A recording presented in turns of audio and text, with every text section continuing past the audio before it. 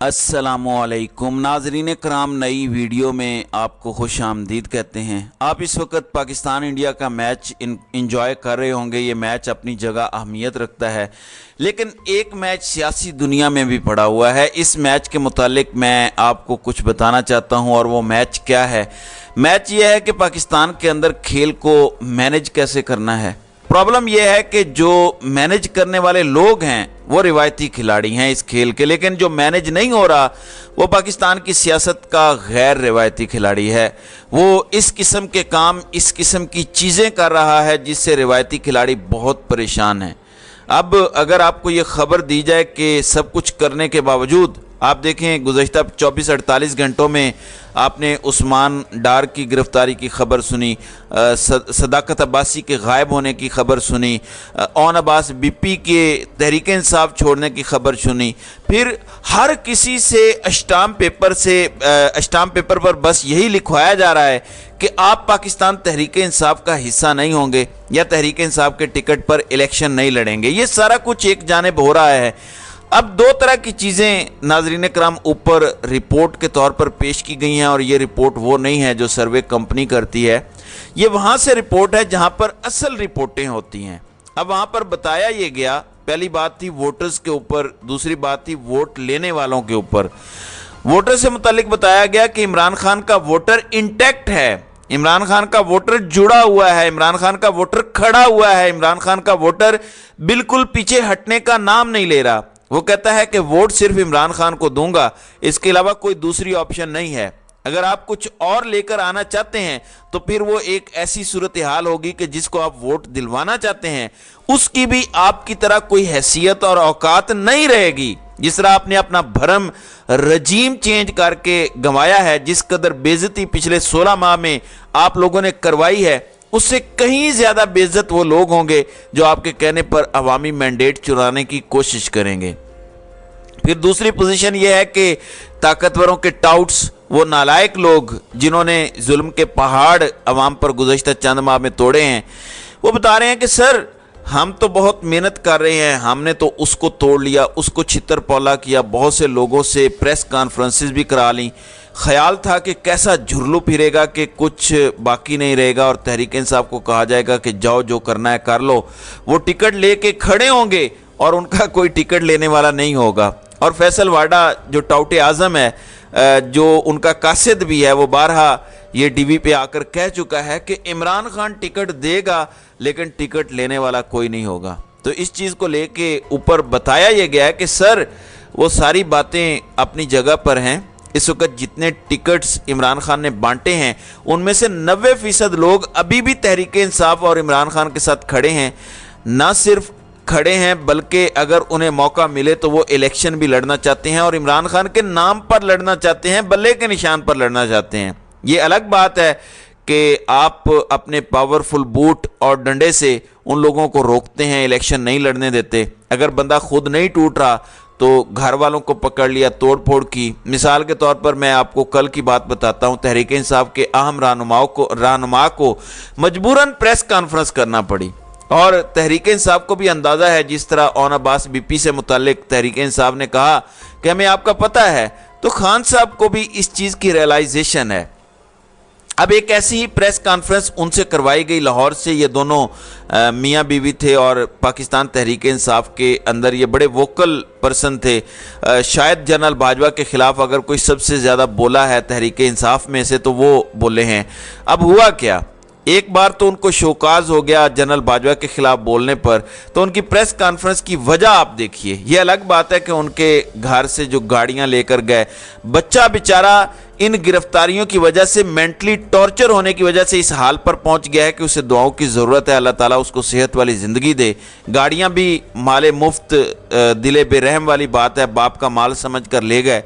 बताना ये चाहता हूँ कि उन साहिब को किस बुनियाद पर तोड़ा गया। ज़ाहिर है हमारा देहाती बैकग्राउंड है, उनको कहा यह गया कि अगर आप ये काम नहीं करेंगे तो आपकी एहलिया को उठा लिया जाएगा, आपकी एहलिया को गायब कर दिया जाएगा, आपको उसको मिसिंग पर्सन जो है वो कहते हैं, जो मतलब कर दिया जाएगा।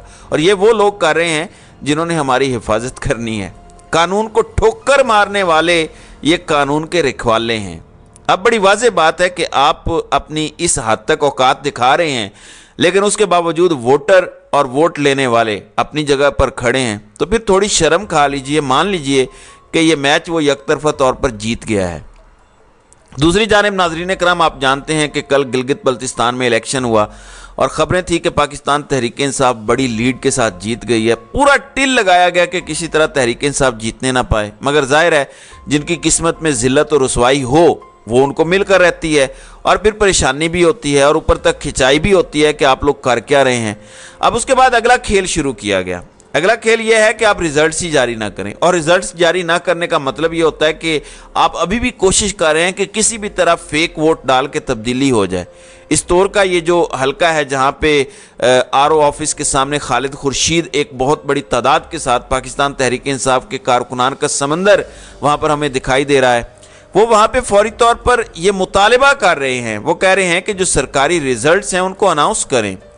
आपकी जो अमेंडमेंट्स थी कि रिजल्ट्स जल्दी अनाउंस होने चाहिए, कहाँ गई वो आपकी इलेक्शन की अमेंडमेंट्स?